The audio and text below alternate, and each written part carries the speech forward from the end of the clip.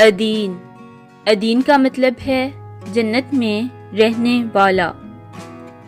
المان، المان کا مطلب ہے مہربان اور عقل مند۔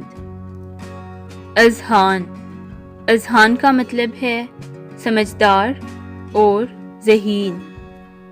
عبیر، عبیر کا مطلب ہے خوشبو اور عطر۔ عدن، عدن کا مطلب ہے جنت میں باغ۔ عابر، عابر کا مطلب ہے مضبوط اور طاقتور۔ عماد، عماد کا مطلب ہے تعریف اور اعتبار۔